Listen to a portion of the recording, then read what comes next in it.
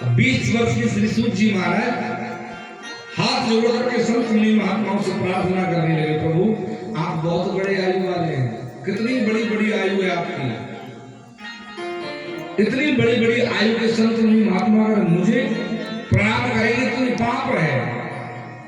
संतों ने कहा महात्मा जी ये आयु से बड़ा होना दुनिया में कोई बड़ी बात नहीं है, यहाँ तक कि बल से बड़ा होना कोई बड़ी बात नहीं, यहाँ तक कि धन से बड़ा होना संसार में कोई बड़ी बात नहीं है, ध्यान रखना। श्री सूत जी बोले फिर, बोले महाराज धन वृद्धा बल वृद्धा, धन से बड़ा बल से बड़ा, आयु वृद्धा तथैव च, आयु से बड़ा कोई बड़ी बात नहीं। फिर ते सर्वेपि ज्ञान वृद्धा किंकरा शिष्य किंकरा, जो ज्ञान में सबसे श्रेष्ठ होता है, जो ज्ञानी होता है, दूसरों को अपने ज्ञान से प्रकाशित कर देता है, वो ज्ञानी संसार में अति श्रेष्ठ होता है। ये ज्ञान की परिपाटी, ज्ञान की परिभाषा है। आज श्री सूत जी महाराज से कहा ऐसी कोई जड़ी दिलवा दीजिए, ऐसी कोई कथा अमृतपान करवा दीजिए जिसको सुनकर के हमारा जीवन धन्य हो जाए, जिससे ये हमने अनमोल सांसें जो ली है ना, ये अनमोल सांसों का मूल मिल जाए। ऐसी कोई ग्रंथ दिलवा दो, ऐसी कोई कथा सुना दो जिससे मनुष्य जीवन सफल हो जाए। श्री सूत जी महाराज कहने लगे संसार में ऐसा एक ही अमृत है जिसको पीने से मनुष्य स्वर्ग वैकुंठ जैसी संपदा भी जिसको छोटी लगने लगती है। क्या है वो है सत्संग, जो आप और हम इस रात्रि में बैठ करके कर रहे हैं। ये सत्संग आप जानते हैं, ये सत्संग देवताओं को नहीं मिलता, ये सत्संग की जो महिमा है ये स्वर्ग के सुख से, वैकुंठ के सुख से ज्यादा परे है। हाँ ये अद्भुत है। तात स्वर्ग अपवर्ग सुख धरे हूँ तुला एक अंग, तोल न ताहि सकल मिली, जो सुख लब सत्संग। जरा सा सत्संग भी, जरा सा सत्संग जीवन में जिंदगी को बदल देता है। श्री सूत जी महाराज कहते हैं आओ मैं आपको वही सत्संग श्रवण कराता हूँ जिसको सुनने के लिए देवता अमृत कलश लेकर के आ गए थे कि महाराज ये अमृत कलश ले लो और परीक्षित जी को अमर कर दो, लेकिन ये कथा रूपी अमृत हमें दे दो, इतना अनमोल है। और आपको भागवत की महिमा बता दें सुनने से पहले। भागवत में कितने अक्षर हैं? 4।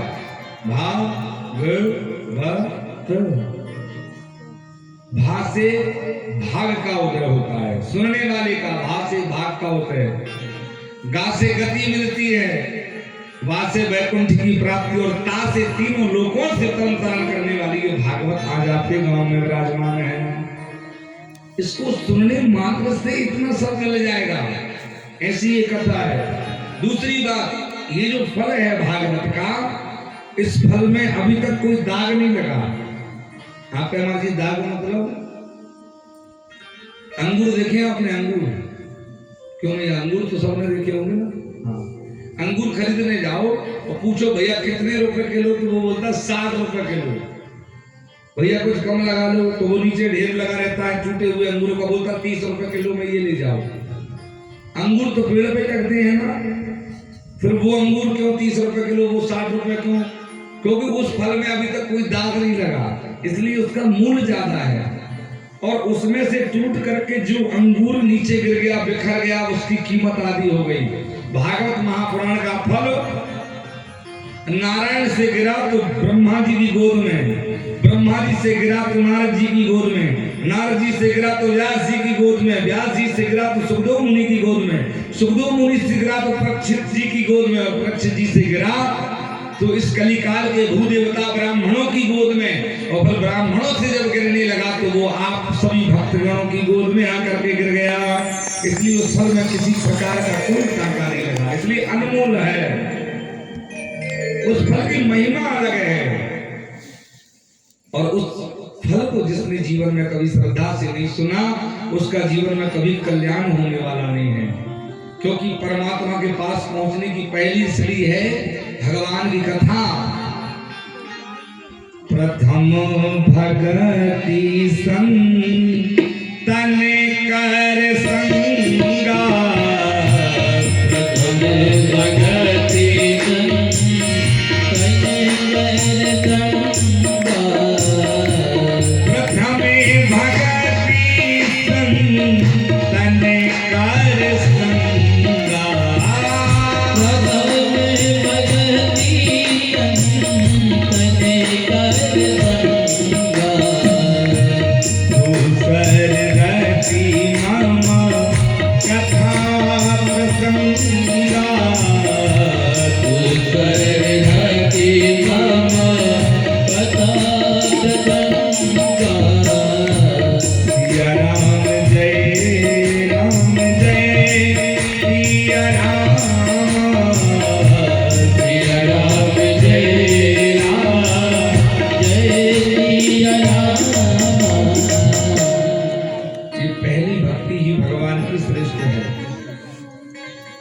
इसलिए हे संतो, हे मुनियों, मैं आज तुमको ऐसी कथा सुना रहा हूँ जिसको सुन के आपका जीवन धन्य हो जाएगा।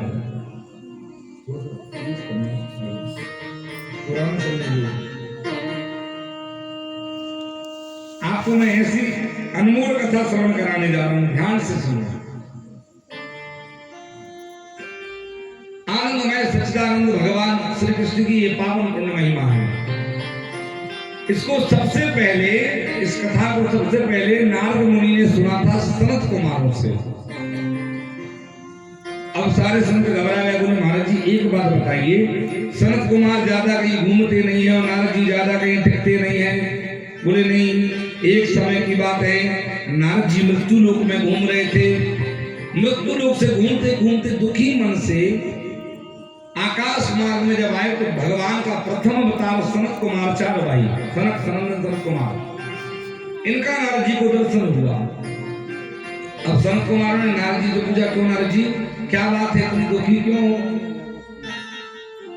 किस कारण से इतने दुखी हो? नारद मुनि ने कहा, प्रभु क्या बताऊं, मैं कलिकाल से आ रहा हूं और कलयुग को मैं देखने के बाद बड़ा दुखी हूं।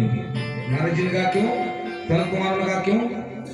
बोले प्रभु, एक भक्ति माता है, वो बड़ी यौवन है, जवान है, और भक्ति माता के दो पुत्र हैं, ज्ञान और वैराग्य, वो दोनों बूढ़े हो गए। मैंने सारा यत्न किया, प्रयत्न किया, पर मैं भक्ति माता के इस कष्ट को दूर नहीं कर पाया। बड़ा कष्ट रहा। जिसकी माँ जवान हो और बेटे बुढ़ापे की हो जाए तो ये अलग बात है। और प्रभु मैं कलिकाल को देख करके दुखी हो गया। कलिकाल में क्या हो रहा है? नारद मुनि बोले, प्रभु तरुणी प्रभुतागे साल को बुद्धिदायका। कलयुग में नई नई बहुएं आकर के अपना सिक्का जमा रही है, बूढ़ी बूढ़ी सासों को घर से बाहर कर रही है। नई बड़ी घर में आती है, 4 दिन रहती है, 4 दिन में ही बूढ़ी सास को कह देती है कि किसी काम के लिए बाहर जा, मेरे बीच में पट मत बोला कर हैं। और मैया क्षमा चाहते हैं, हम आपका नहीं कह रहे हैं, तो आप कहें महाराज हमारे गांव में आके हमारे सामने हम तो भागवत कथा में जो लिखा है वो कह रहे हैं। नारद जी ने कहा, प्रभु तरुणी प्रभुता के ही नई बहुएं आकर घर में सिक्का जमा रही कलयुग में। फिर साल को बुद्धिदायका, भाई अपने भाई से सलाह नहीं ले रहा इस कलयुग में, भाई साले से सलाह ले रहा है। साल को बुद्धिदायका, घर में मोटरसाइकिल भी चाहिए तो फोन लगा के साले साहब से कलर पूछा जा रहा है, कौन सा कलर लें। जो भाई जीवन में साथ रहा, साथ खेला, उसकी कोई वैल्यू नहीं, उससे कोई पूछा नहीं रहा। फिर कन्या विक्रयणो लोभात, कन्याओं का विक्रय हो रहा है कलयुग में। दाम्पत्य नाम चकल करम, हर 4 घर छोड़ करके पति पत्नी के बीच में युद्ध मचा हुआ है। पति पत्नी में वो प्रेम नहीं है जो जीवन में होना चाहिए था। ये कलयुग की दशा नारद जी बता रहे हैं सनत कुमारों को। और इसी के कारण भक्ति माता तो बहुत योग में है, भक्ति तो ठीक है, हम कथा पांडाल में आते हैं, 3 घंटे कथा सुनते हैं, भक्ति चल जाती शरीर में। अरे गुरु जी सही कह रहे हैं, स्वागत वाले गुरु जी ने क्या कथा कही, भक्ति शरीर में छा गई। जैसे ही प्रसाद लिया, कथा पांडाल के बाहर गए, भक्ति दूर हो गई, भक्ति का ज्ञान और वैराग का पता नहीं कहा है।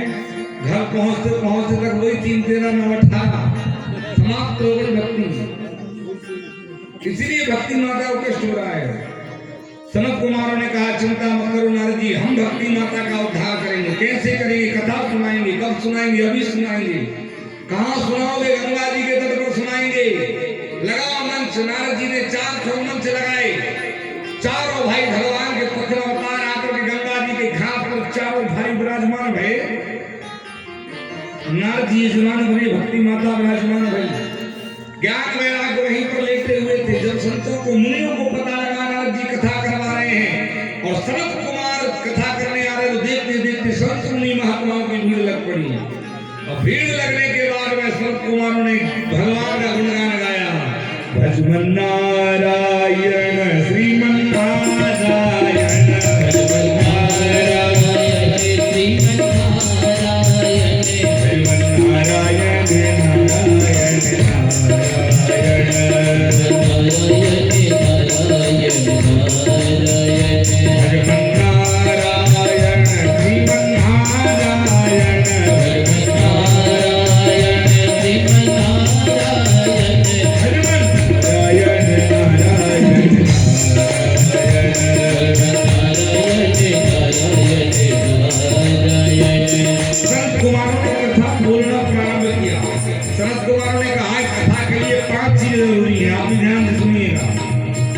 जब तक इन 5 चीजों का ध्यान न रखा जाए तब तक कथा जीवन में कल्याण करती नहीं है। न कराने वालों को फल मिलता है, न करने वालों को फल मिलता है। आज की दुनिया की दौड़ धूप में हम देख रहे हैं, बहुत सारी कथाएं चल रही हैं। यूट्यूब चैनल खोलो तो बस महाराज जी महाराज, टीवी खोलो तो महाराज महाराज, एक गाँव में 5-5 कथाएं। लेकिन कथा के कुछ नियम है। उन नियम से अगर कथा को गाँव में गाया जाए तो सुख संपत्ति परमात्मा वर्षा कर देते हैं। लेकिन नियम छूटे तो फिर महाराज कुछ नहीं, कहाँ गए कहूँ नहीं, काल आए कछू नहीं।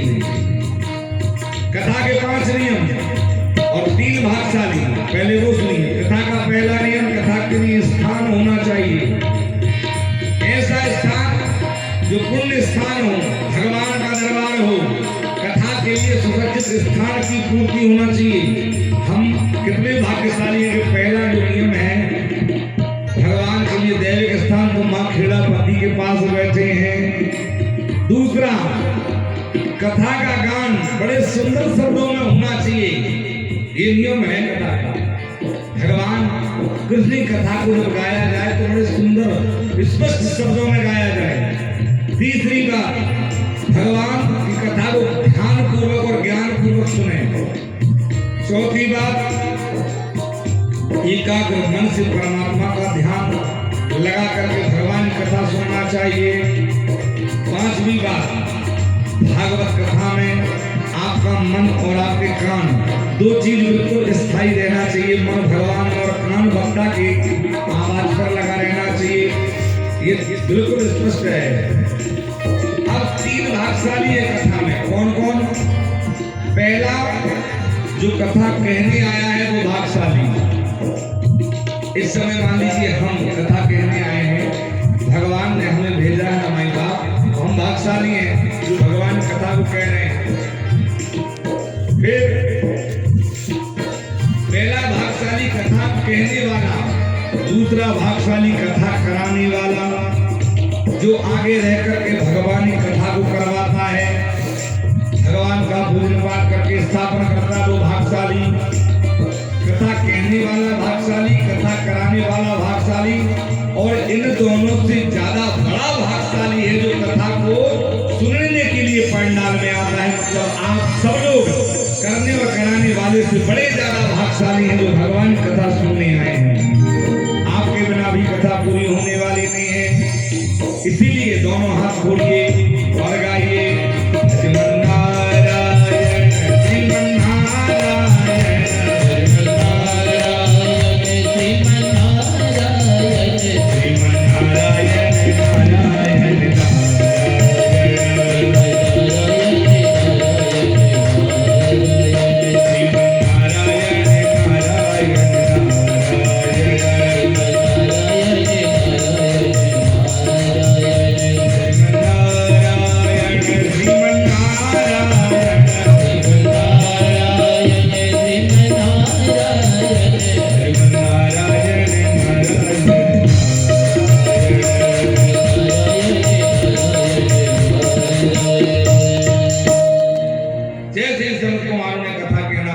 किया। कथा सुनते सुनते सुनते सुनते सनत कुमारों ने कहा, इस भागवत ग्रंथ में इतनी ताकत है कि जीवन भर पाप करने वाला व्यक्ति, जीवन भर जो भगवान का नाम भी ना ले, जीवन भर पाप करे, मरने के बाद में भी अगर इस कथा को सुनता है तो उसका भी परमात्मा कल्याण करते हैं, वो भी मोक्ष पाता है। नारद मुनि ने कहा, प्रभु जीवन भर पाप करने वाला व्यक्ति मोक्ष पाता है? हाँ, जो जीवन भर पाप करे उसको भी परमात्मा मोक्ष देते हैं। सनत कुमारों ने कहा, राजन, तुंगभद्रा तटे पूर्वम, तुंगभद्रा नदी के तट पर एक बहुत सुंदर गांव है, इस गांव का नाम है उत्तम नगर।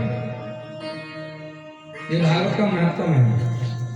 और उस उत्तम नगर में एक ब्राह्मण रहते हैं, उस ब्राह्मण का नाम है आत्मदेव ब्राह्मण। अब आत्मदेव ब्राह्मण तो पांडित कर्म करते हैं, सब बढ़िया है, सुंदर है, ठीक है।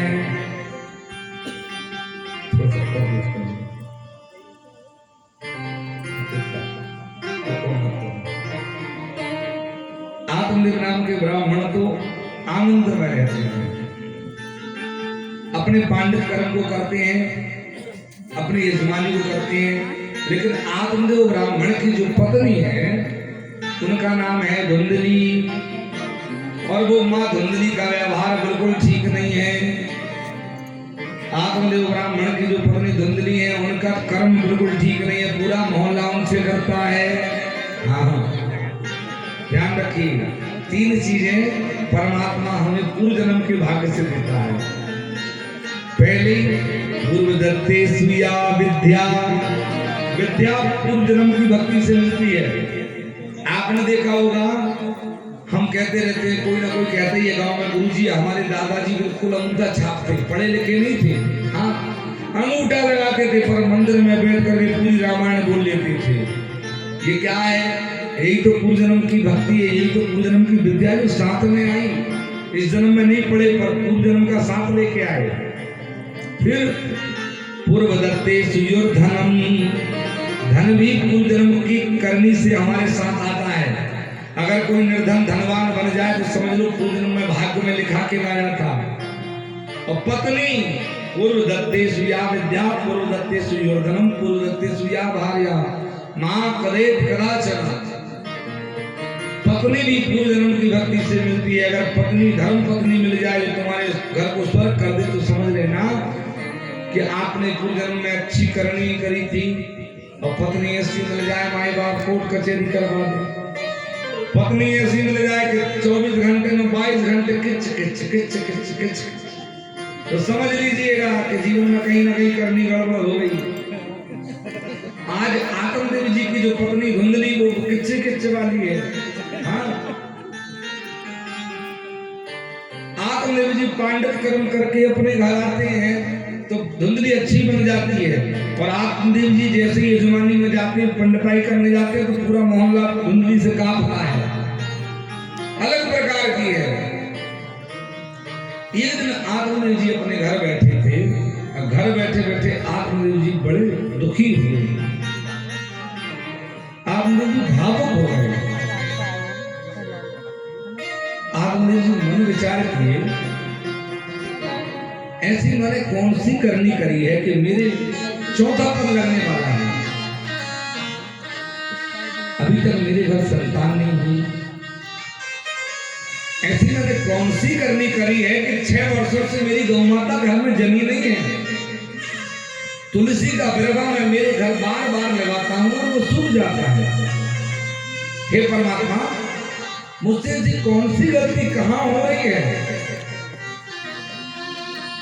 ये तो मैं भी जानता हूं कि परमात्मा भी करनी का फल देता है। आपको ये मंथन करना है अपने मन में, चिंतन करना है अपने मन में कि प्रभु काहों को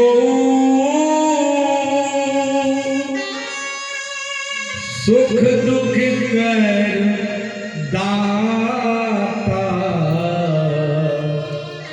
निज कृत कर भोग सब भ्राता। अपना किया हुआ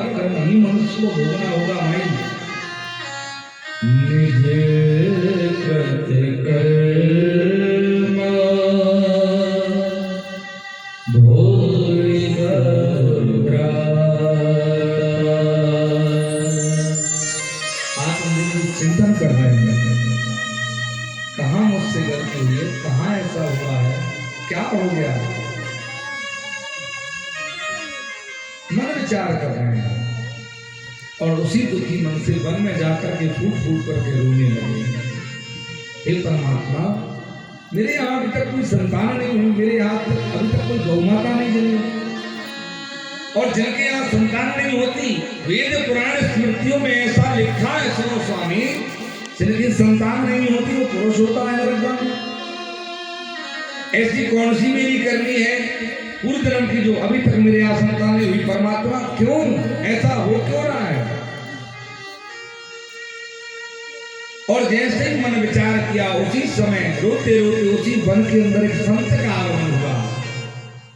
संत ने देखा ब्राह्मण है, मस्तक पर त्रिपुंड लगा हुआ है, माथे पर चोटी बनी हुई है, सिका बनी हुई है, कांधे पर जनेऊ दिख रही है,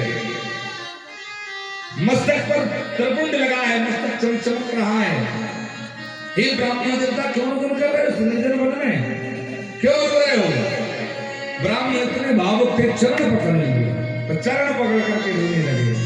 हे महात्मा, मैंने सुना है संत जीवन में सबका कल्याण करते हैं, राम सुसंतर कीर्तना, संत सबका भला करते हैं, मेरा भी कल्याण कीजिए नाथ। मेरे घर गौ माता 6 वर्षों से नहीं जनी, मेरे घर अभी मैं बुढ़ापे की ओर जाने वाला हूँ, चौथापन लगने वाला, पर कोई संतान नहीं है मेरे यहाँ।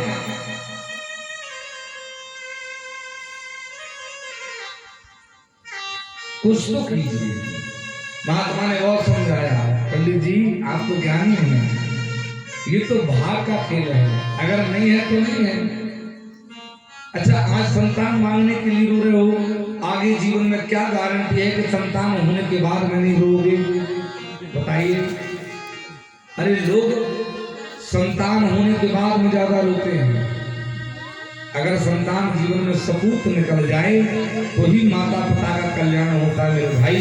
अगर संतान कपूत निकल गई तो माता पिता तिलके रोते हो संतान के लिए, कैसी संतान से तुम्हें बेऔलाद सीख दी।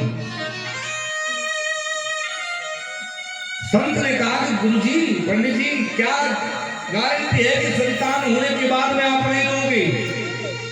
संतान जीवन में अगर सुखी निकल जाए, अच्छी निकल जाए, यहाँ पर नवयुवा पीढ़ी बैठी हुई है, मैं आपसे हाथ जोड़ के निवेदन करूं, अच्छा प्रसंग निकला है, ध्यान पूर्वक सुनिएगा। हमारा जीवन इसलिए नहीं हुआ कि हम जीवन में दारू पी करके घूमे, मदरा पान करके घूमे, हमारा जीवन इसलिए नहीं दिया परमात्मा ने कि हम अपने माता पिता को किसी प्रकार का कष्ट दें। अरे धिक्कार है ऐसी औलाद पर जिस औलाद के बोलने से माँ बाप रो रहे हैं, धिक्कार है ऐसी संतान पर जो अपने द्वारा अपने माता पिता का तिरस्कार कर दे, धिक्कार है जीवन में। मैं आपसे निवेदन करूं मेरे भाई, जीवन में संसार में भगवान को मत मानना चलेगा, भागवत को मत मानना चलेगा, पंडित जी को मत मानना चलेगा, माता पिता का दिल आपके द्वारा ना दुखे, ये जीवन में प्रयास करना, क्योंकि जिस दिन आपके द्वारा उनका दिल दुख गया तो वहां चलने वाला नहीं है। ये जीवन की वो संपत्ति उपलब्धियां हैं जिन्होंने अपने खून को पसीना बना करके आपको पसीने को खून का पसीना आपके लिए बहाया है। और जीवन में निवेदन करो मेरी माँ, अपनी संतान को सर्वगुण देने का प्रयास करिएगा, क्योंकि संतान की पहली माँ होती है गुरु। आज संत कहते हैं ब्राह्मण देवता से, ब्राह्मण देवता जो 10 पूत जने गदही, गधैया अपने जीवन में 10 पुत्र को जन्म देती है, पर क्या वो पुत्र अपने मां को कभी सुख देते हैं। जो 10 पूत जने गदही, कहाँ सुख दे तन काहू बतावे, लादत लादत बोझ सहे, आयु घटे पर सो मर जावे।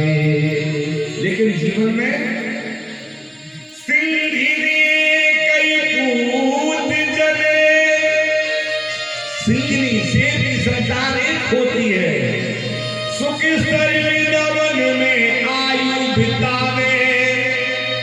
जीवन में पूत सपूत सदा सुख देत, कपूत सदा कुलदार लगावे। कपूत अपने जीवन में सदा दार लगाएगा। जिसने जीवन में माता पिता की सेवा कर ली उसको फिर दुनिया में कहीं भटकने की आवश्यकता नहीं है। आज ब्राह्मण देवता ने कहा प्रभु मैं संतान का मुख देखने के लिए रो रहा हूं, आप मुझे ज्ञान दे रहे हैं। मैं सोच रहा हूं मेरे घर एक ऐसी संतान हो जाए कि मेरे कुल वंश को आगे बढ़ा दे। मरते मरते एक बार अपनी औलाद का मुंह देख लूं। तो मैं आपसे निवेदन करूं, जैसे संत ने रुदन देखा, संत ने तत्क्षण अपनी झोली से फल निकाल करके ब्राह्मण देवता को दिया। लो, इसको विश्वास के साथ श्रद्धा के साथ अपनी पत्नी को खिलाना, तुम्हारे घर परमात्मा की कृपा से सुयोग्य संतान प्राप्त होगी, सुंदर संतान प्राप्त होगी। फल लेकर के वो संत अति प्रसन्न हो गए, ब्राह्मण प्रसन्न हो गए, महात्मा का प्रसाद हाथ में मिल गया। अब तो जीवन के सारे संकट दूर हैं। हाँ, ध्यान रखिए,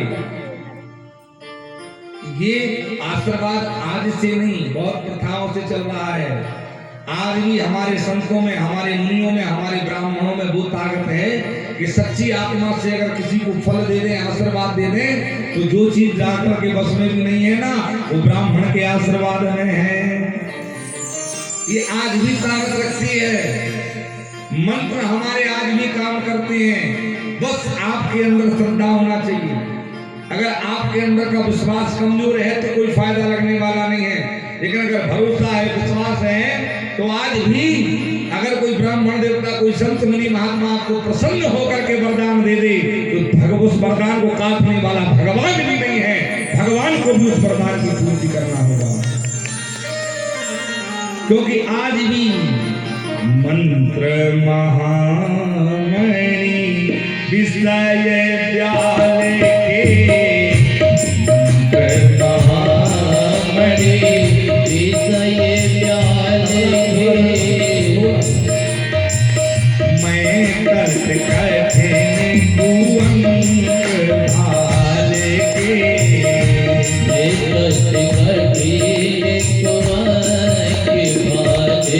के, मंत्र महामणि विषय व्याले के, मंत्र महामणि विषय व्याले के, मैं कष्ट कठिन कुअंक भाले के, मैं कष्ट कठिन कुअंक भाले के। आज भी मंत्रों में वो क्षमता है कि मंत्र महामणि विषय व्याल के और मैं कठिन कुअंक भाले के। हमारे भाग को आज भी मंत्र काट देंगे, बुरे भाग को, लेकिन महाराज काटेंगे कब? जब आपके अंदर श्रद्धा होगी, विश्वास होगा। जो जब करहूं कुमारी तुम्हारी, फिर बोले भाभी मैट सके त्रिपुरारी, फिर परमात्मा भी उसको मिटा देगा। लेकिन भरोसा रखिएगा, तब जाके काम होगा। साधु संत मुनि महात्माओं पर विश्वास होना पड़ेगा। क्यों? क्योंकि ये बहुत सारे विधर्मी लोग हमारे पीछे ऐसे लगे हैं कि हमको बदनाम कर देते हैं, हमारे धर्म को बदनाम करके अपने में मिलाने में लगे हुए हैं विधर्मी लोग। और विधर्मियों से बचना इस सनातन की रीढ़ है। अगर हम सनातनी हैं तो हमको सनातन की रक्षा करना पड़ेगा, विधर्मियों की बातों में नहीं आना होगा, श्रद्धा को बढ़ाना होगा, विश्वास को। ब्राह्मणों का सम्मान आप नहीं करेंगे तो कौन करेगा बताइए? अरे आप सब ये रुदनसियों का गाँव है, मैं बहुत पहले से जुड़ा हूँ। ये वो गांव है, इस वो समाज के बीच में बैठ के मैं कथा कर रहा हूँ जिन यदुवंशियों के बीच में स्वयं साक्षात मेरे पार ब्रह्म परमेश्वर परमात्मा भगवान कृष्ण का अवतार हुआ था। ये वो यदुवंशियों के बीच में बैठ करके मैं भगवान की कथा गा रहा हूँ। इसी यदुवंशियों के बीच में मेरे भगवान ने अवतार लिया और भगवान यदुवंशियों में बैठ आने के बाद में सुदामा जी का कितना सम्मान किए थे, ये बात आपसे छिपी नहीं है। भगवान श्री कृष्ण किस कहाँ जन्मे थे जानते हैं? रामचरितमानस में भी गोस्वामी जी लिख गए, जब यदुवंश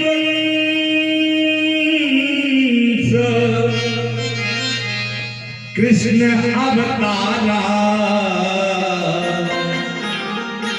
हरि हो सकल मही कर भारा। इसलिए साधु संत मुनि महात्मा ब्राह्मणों पर विश्वास कीजिए, उनके आशीर्वाद में बहुत क्षमता है भाई। हम तो फिर कुछ ज्यादा जानते नहीं हैं, पर आपको ईमानदारी से बता मैं इसी व्यास मन से ऐसी कई माताओं की गोद भरी होगी, कई माताओं को ऐसा नरियल दिया होगा, निःशुल्क सेवा। एक कथा में 10-10 नरियल दिए होंगे। कई ऐसे गांव हैं जहां पर 10-10, 12-12 साल से संतान नहीं थी, लेकिन गोद भरने के बाद में परमात्मा कन्हैया जी कृपा हुई, उन्होंने हमारी इस व्यासपीठ की लाज रखी। उनके घर आज भी पालने झूल रहे हैं, ये परमात्मा की कृपा है। संत ने आशीर्वाद दिया, धुंधली को जाकर के फल दिया। पंडित जी ने कहा ये फल दिया है संत मुनि महात्मा ने, इसको श्रद्धा के साथ खाइएगा। अब धुंधली तो धुंधली, आप तो जानते हैं धुंधली का व्यवहार। धुंधली ने हाथ में फल दिया, लेकर तो बैठी है हमारी बात। अब बैठे बैठे धुंधली मन विचार कर रही है कि अब इस फल का मैं करूं तो करूं क्या। उसी समय धुंधली की सौतेली बहन आई। बोले क्यों बहन, बहुत देर से ये फल लेकर के बैठी है? अरे बोले देवी न जाने पंडित जी इस फल को कहां से ले आए, कौन से बाबा ने दे दिया। कह रहे इसको खा लो संतान होगी। और सौतेली बहन हंसी। सौतेली बहन ने कहा बताओ बहन, भगवान भी कितना निर्मोही है, जहाँ चने हैं वहां दांत नहीं है, और जहाँ दांत है वहां चने नहीं है। धुंधली ने कहा मतलब? अरे बोले बहन तेरे घर पे कितना सारा धन है, पैसा है, तेरे घर संतान नहीं है, और मेरे यहाँ पर खाने के लिए भोजन नहीं है, 4-5 तो आंगने में खेल रहे हैं, और अभी अभी पेट में भी खुशखबरी आई है। धुंधली बोली तो क्या करें? बोले बहन एक काम करो, तुम इस फल को मत खाओ, झूठ मूठ का नाटक बना दो कि पंडित जी से कह दो खा लिया। मेरे यहाँ मेरे घर से जो भी संतान होगी वो मैं तुम्हें दे दूंगी, कम से कम ये बेचारा पल जाएगा, मेरे घर तो भोजन नहीं है। ठीक,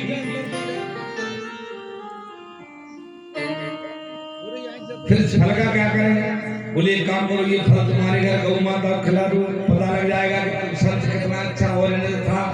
गौ माता भी 6 वर्षों से नहीं जनी। उस फल को गौ माता को खिला दिया। इधर धुंधली ने झूठ मूठ का नाटक प्रारंभ कर दिया। सही समय आने के बाद में उस सौतेली बहन के यहाँ पर एक बालक का जन्म हुआ। चुपचाप ला करके बालक धुंधली को दिया। इधर धुंधली ने महाराज से कहा महाराज बधाई हो, पुत्र हुआ है। आत्मदेव जी आज गरगर हो गए, आज आत्मदेव जी परमानंद पहुंच गए। क्योंकि तो पिता जब जिस दिन पिता बनता है उस दिन परमानंद में होता है। अपने बालक का मुख देखा आत्मदेव जी ने, सुंदर सा बालक है। आत्मदेव जी ने कहा मेरा बालक है, मेरा नाम है आत्मदेव, तो मेरे बालक का नाम होगा रामदेव। धुंधली बोली कि बालक केवल तुम्हारा नहीं है, हमारा बालक तो मेरा भी है। अगर मेरे बालक का नाम तुम्हारे बालक नहीं है, मेरा भी है, मेरे बालक का नाम मेरे नाम से होगा। मेरा नाम धुंधली है तो मेरे बालक का नाम धुंधकारी होगा। पंडित जी ने कहा देवी यथा नाम तथा गुणा, जिसका जैसा नाम होता है उसका वैसा गुण आता है। जो धुंधली धुंधली और धुंधकारी धुंधकारी है। देवी नाम से गुण आता है। हाँ, नाम जैसा रहेगा वैसा गुण आएगा, सावधान हो जाना। नाम की विशेष महिमा है। आजकल नए नए फैशन के नाम रखा रहे हैं घरों में। पहले के लोग कितने अच्छे नाम रखते थे, राम श्याम है, उमा शंकर, गौरी शंकर। माताओं के नाम गीता, सीता, गोविता, नर्मदा, रेवा, कितने अच्छे नाम। अब तो न जाने कौन से नाम चले, गप्पू, चप्पू, छप्पू, भगवान ही जाने कितने नाम हैं। बेटियों का नाम, अभी हमारे मित्र हैं, बिना लाइव है कह सकते हैं, मोहित जी है, और उनकी बेटी का नाम रख दिया पीहू। पीहू है। अब पीहू पीहू क्या होता है भाई।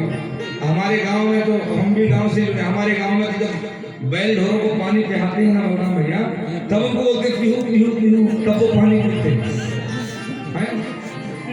अरे पीहू पीहू नाम का बड़ा गुण है।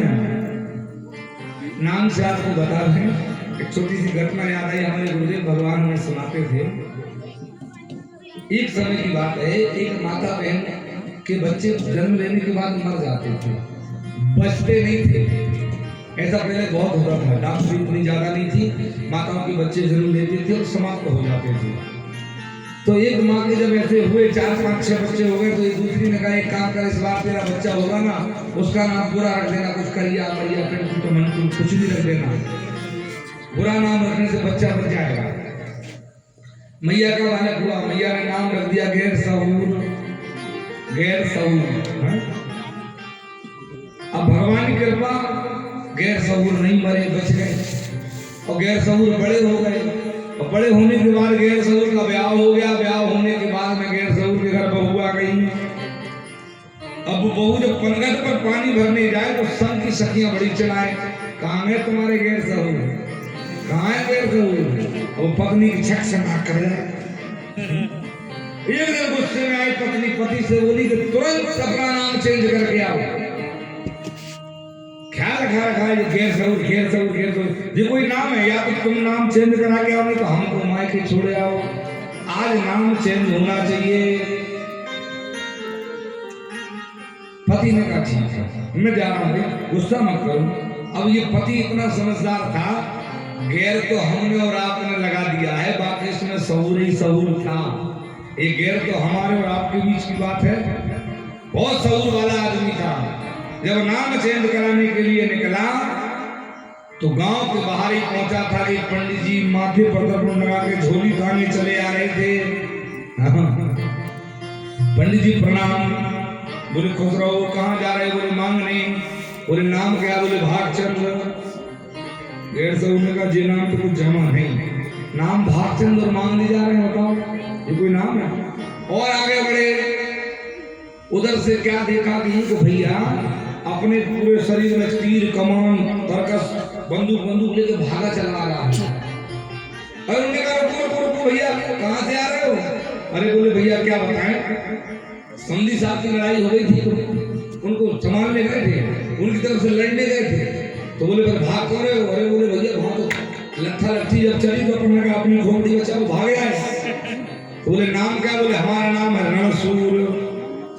गैर सहूर ने सोचा नाम रणसूर और भगत पे आ रहे, रण से ही भग रहे, बताओ ये नाम भी गड़बड़। और आगे बढ़े तो एक जगह देखा कि राम नाम सत्य की टोली जा रही है, राम नाम सत्य, राम नाम सत्य। मुंह देखा तो 35-40 साल का आदमी। बोले भैया इतनी जल्दी से लेके? बोले अटैक आया गए। नाम क्या था? बोले अमरचंद। उन्होंने कहा नाम अमरचंद, और 35 से ही चले गए, लौट के घर आ गए। पत्नी ने कहा क्यों नाम चेंज? अरे बोले पहले पूरी बात सुनो, इस दुनिया की बात सुन ले, उसके बाद लड़ना। क्या? भागे चंद मांगत फेरे, भगत फेरे रणसूर, अमर चंद तो मर गए, न बच गौ गैर सहूर।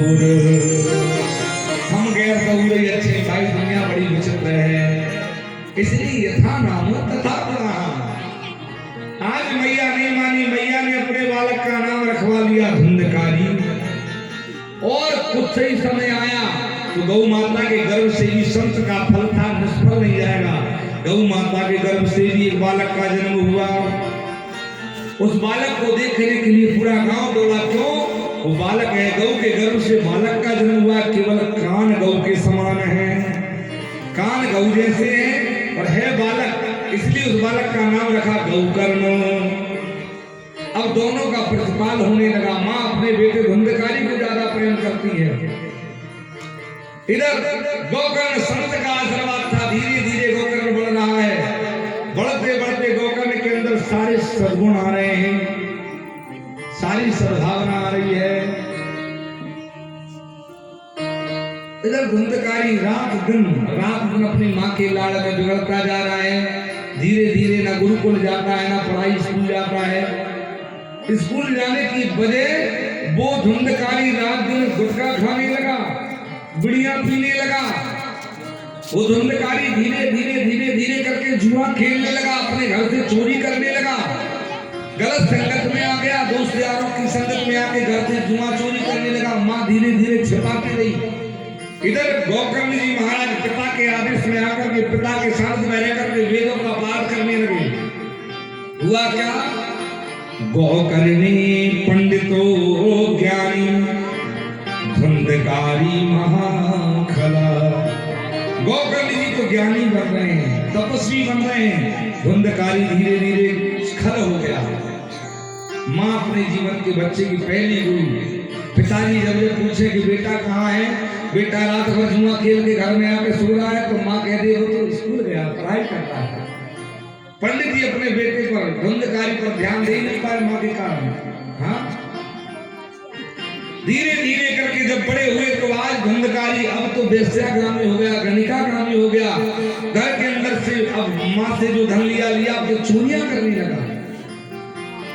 इधर जब गोकर्ण जी ने पूरी विद्या प्राप्त करी तो गोकर्ण जी महाराज जाकर के वन में जाकर के भगवान की भक्ति करने लगे। वन में जाकर के अपने मन को एकाग्र करके भगवान के ध्यान में लीन हो गए, भगवान की भक्ति में लीन हो गए। इधर धुंधकारी रात दिन जुआ शराब के नशे में डूबा रहा। धीरे धीरे जब बड़ा हुआ तो एक दिन घर का पूरा सामान चोरी करके जा रहा था। माँ ने हाथ पकड़ लिया। माँ ने रो करके कहा, बेटा मैंने अपने जीवन में बहुत बड़ी गलती की, तुझको सर्वस्व लुटा दिया और आज तुमने मेरे पूरे घर में चोरी करके तुमने मुझे सुख क्या दिया जीवन में। ओ बेटा अब तू मान जा, ये घर की आखिरी पूंजी है, लेकर के मत जा बेटा। तेरे पिता ने कैसे कैसे करके धन को कमाया है, रात दिन पढ़ाई करके, रात दिन अपने पूजन पाठ होकर के, अपने खून पसीने को बहा करके जगह जगह जाकर के तेरे पिता ने ये कमाई करी है। बेटा इसको ऐसे जुए में सत्य में दुरुपयोग में ना बढ़ा बेटा। पर बेटा इतना मगन आ गया था, संतान बिगड़ गई है। हमारे बुंदेलखंडी में कहावत है प्यारे, हम जहाँ से आए हैं तो नर्मदापुरम जिला होशंगाबाद, आधा बुंदेलखंड लगता है। कहते हैं कि बालक मूछ नारी और बारे में कायना समारी। मूछ अगर बचपन से संभाल करके चली जाए ना तो जीवन भर समझ जाती है। ऐसे ही बालक अगर बचपन में संभाल लिया जाए तो जीवन भर समझ जाएगा। एक बार बालक बिगड़ा ना तो जीवन में लौटने वाला नहीं है, तो माता पिता को रोना पड़ेगा। आज धुंधकारी ने अपनी माँ की ही पिटाई कर दी, धन के लिए माँ को दिए डंडे, मार करके माँ को धन चोरी करके ले गया। माँ बैठे बैठे रुदन करने लगी, क्या इस दिन के लिए मैंने संतान को इतना प्यार किया था? क्या इस दिन के लिए मैंने संतान को इतना स्नेह दिया, दुलार दिया था? आज माँ सोचते सोचते मन विचार करते करते घर के बाहर ही हुआ था, जाकर के कूद के अपनी माँ ने जान ले ली। पिता को जब सब कुछ याद हुआ तो पिता वन में जाकर के प्राण दे दिए। एक संतान के कारण पूरा परिवार हंसता खेलता तबाह हो गया। एक बेटे की गलती के कारण वो माँ मर गई, वो पिता चला गया। अब तो इसने गणिकाओं को घर में रखना शुरू कर दिया। 5-5 गणिकाओं को लाकर के अपने घर में रखा। एक दिन गणिकाओं ने धन की मांग करी तो जाके राजा के घर से चोरी कर लाया। गणिकाओं ने सोचा ये तो मरेगा, हमें भी मार डालेगा। आज गणिकाओं ने न माई बाप उस धुंधकारी के पकड़े हाथ पैर पकड़ने के बाद में बांध करके धड़कते हुए अंगारों से धुंधकारी का मुंह बंद कर दिया। और जैसे धड़कते हुए अंगार धुंधकारी के मुख में गए, धुंधकारी चील जैसा झीटता झपटता चपटता हुआ मृत्यु लोक को प्राप्त हो गया। बोल राधे कृष्ण भगवान की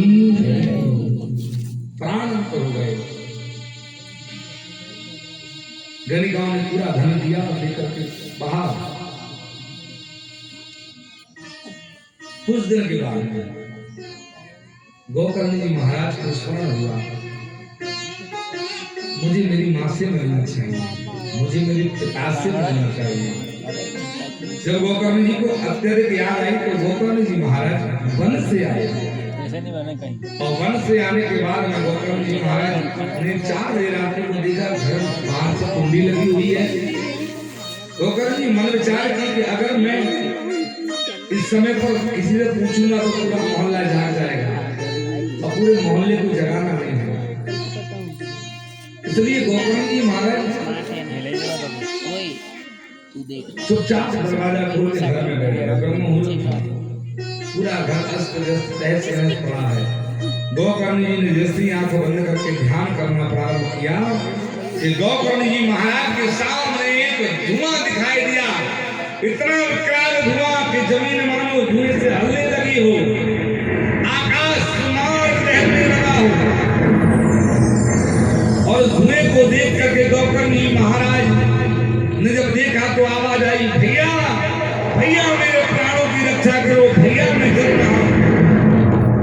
गोकर्ण जी महाराज ने तुरंत आंख खोली, हाथ खोल करके जल लिया गोकर्ण जी ने। और जल लेने के बाद में गोकर्ण जी ने कहा, कौन हो ब्रह्म राक्षस बेताला कौन हो, मेरे सामने रावण ने जला के भस्म कर दूंगा। जैसे ही गोकर्ण जी महाराज ने ये बात कही वैसे ही धुंधकारी की सीख निकल पड़ी। धुंधकारी जुदन करते करते कहने लगा, भैया मरे महाराज को जले जलाए तो क्या जलाओगे? ओ भैया मैं तो आपको भाई कहने के लायक भी नहीं हूँ भैया, मैं आपका छोटा भाई धुंधकारी हूँ। भैया जले जलाए तो क्या जलाओगे, मरे महाराज क्या मारोगे? भैया मरने के बाद मैं ब्रह्म राक्षस की योनि में आ गया हूँ, मेरी ये देह जल रही है, मुझे जला रही है। भैया कोई उपाय करके, कैसे भी उपाय करके मेरी मुक्ति करवा दो। गोकर्ण जी ने कहा, माँ कहाँ है, पिता कहाँ है? धुंधकारी ने सब बताया। गोकर्ण जी कहने लगे, धुंधकारी तेरे जैसी संतान किसी माता पिता के घर ना हो। क्या कमी छोड़ी थी माँ ने प्रेम में, क्या कमी दी थी पिता ने, तेरे कारण माता पिता मरे। तुझको उतारने की बिल्कुल इच्छा नहीं है, लेकिन मैं क्या करूं, मेरे पिता के दिए हुए संस्कारों में बन रहा हूं। प्राप्त हुआ गोकर्ण जी महाराज ने धुंधकारी जी से, गोकर्ण जी महाराज ने भगवान सूर्यनारायण से प्रार्थना करी। भगवान सूर्यनारायण ने कहा, चिंता ना करो, एक पटे पर श्रीमद् भागवत महापुराण को रखो, और भागवत महापुराण को रखने के बाद में एक 7 घाट के पास में इस धुंधकारी का आवाहन करो। गोकर्ण जी ने भागवत महापुराण के 7 घाट के बांस को लगाया। पहले बांस में आकर के धुंधकारी विराजमान हुए, पहले गठान में। कल हमसे कोई पूछ रहा था, महाराज ये 7 घाट का बांस क्यों लगवाया जाता है भागवत में? तो ध्यान से सुनो, इन 7 घाट के बांस में सार्वजनिक अगर कथा होती है तो उस गांव के जितने भी लोग होते हैं जिन्होंने कथा में दान दिया है, भाग दिया है, जो सेवा कर रहे हैं, उनके जितने भी पूर्वज अकाल मृत्यु चले गए हैं, कोई गलत योनियों में चले गए हैं, वो सभी दान देने वाले, सभी सेवा करने वाले, सभी गांव के जितने पूर्वज हैं, वो उस बांस के झंडे में आकर बैठते हैं और यहाँ से कथा सुन करके वो सभी पूर्वज मोक्ष को चले जाते हैं। वो उस गांव में कभी जीवन में पितृदोष नहीं लगता। जिस गांव में भागवत हो जाए उस गांव में कभी पितृदोष नहीं लगता। उनके सारे पितृ कर जाते हैं और वो गांव सुख समृद्धि में बन जाता है। आज गोकर्ण जी महाराज ने बांस में बिठाया धुंधकारी को। पहले दिन कथा हुई, पहली ग्रंथि फट गई। दूसरे दिन कथा में दूसरी ग्रंथि फट गई। तीसरे में तीसरी, चौथे में चौथी, पांचवें में पांचवी, छठे में छठी, सातवें में सातवीं ग्रंथि जैसे ही फटी एक दिव्य विमान आया और आज धुंधकारी उस दिव्य विमान में बैठ करके अपने भैया से कहता, भैया ऐसी तो मेरी कोई करनी नहीं थी, जिस करनी को करके मैं भव से पार हो जाता, लेकिन गलत कर्म करने वाले को, ब्रह्म राक्षस करने वाले को आपने भागवत के माध्यम से तार दिया।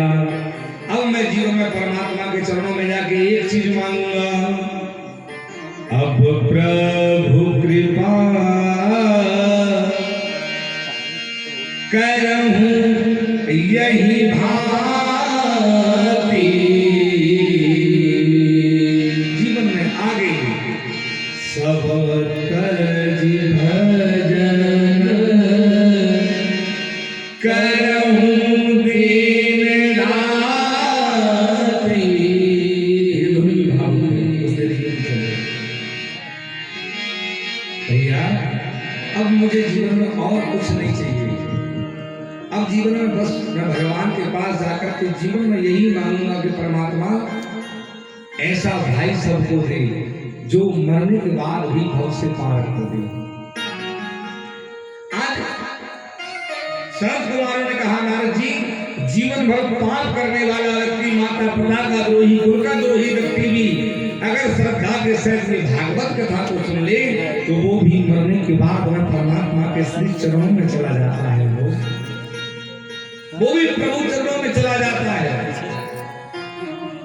और फिर सनत कुमार ने संपूर्ण भागवत को सुनाया और संपूर्ण को सुनाने के बाद में जैसे श्लोक कहा, नाम संकीर्तनम यस्या सर्व पाप प्रणाशनम प्रामाणो दुख समनस्तम नमामि हरिं प्रियम। जैसे ही भागवत को श्रवण कराया, भक्ति माता के दोनों पुत्र ज्ञान और वैराग्य जो बुढ़ापे से मूर्छित थे दोनों जा गए। बोलिए बाल कृष्ण भगवान की, वृंदावन बिहारी लाल की। सनत कुमारों की बताए मार्ग से आए, नारद जी गदगद हो गए। और जैसे ही सनत कुमारों ने भागवत को पूर्ण किया, वैसे ही ध्रुव जी महाराज, प्रहलाद जी महाराज जो कथा सुनने आए थे, संत मुनि महात्मा एक खचाल बताने लगे, बिना बजाने लगे। संत मुनि महात्मा नाच नाच करके गाने लगे। क्यों गाने लगे? क्योंकि ये सत्संग की महिमा है। जिसने प्रेम से सत्संग सुन लिया, जीवन में कथा सुन ली, वो समझ लीजिए भव से जीते जी भी पार हो गया और मरने के बाद पार हो गया। आज भगवान का नाम संकीर्तन चलने लगा। सनत कुमारों ने कथा पूर्ण करी और बाल कृष्ण का कीर्तन प्रारंभ किया। जय जय राधा रमण हरि बोल रे, मन राधा रमण हरि बोल। जय राधा रमण हरि बोल रे, मन राधा रमण हरि बोल। जय राधा रमण हरि बोल रे, मन राधा रमण हरि बोल।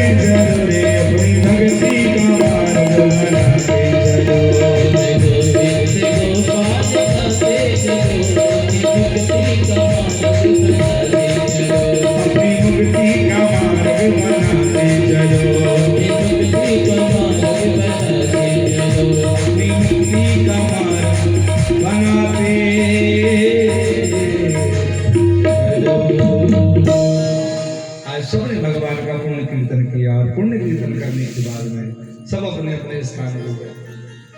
श्री सूत जी महाराज कहते हैं, राजन, सनत कुमारों ने कहा, सौनक ऋषियों ने पूछा श्री सूत जी से, इस कथा को और आगे किस किसने सुना? बोले राजन, इस कथा को फिर नारद मुनि ने सुना और नारद मुनि ने व्यास जी को श्रवण कराया और व्यास जी ने श्री सुखदेव भगवान को श्रवण कराया। ये सुखदेव भगवान कौन है? इन सुखदेव भगवान के जन्म से ही परीक्षित जी का जन्म होता है और परीक्षित जी के जन्म से ही भगवान कृष्ण की कथा का उदय होता है। ये सुखदेव भगवान गौलोक में निवास करते हैं। माँ किशोरी जी श्री राधा जी के श्री चरणों में विराजमान रहते हैं और श्री जी की गोदी में लिपट करके आनंद से रहते थे। एक दिन श्री किशोरी जी ने कहा, बेटा सुखदेव, तुम कलयुग में जाओ और कलयुग में जाकर के श्याम नाम महिमा, राधा नाम महिमा का प्रभाव फैलाओ। हाँ,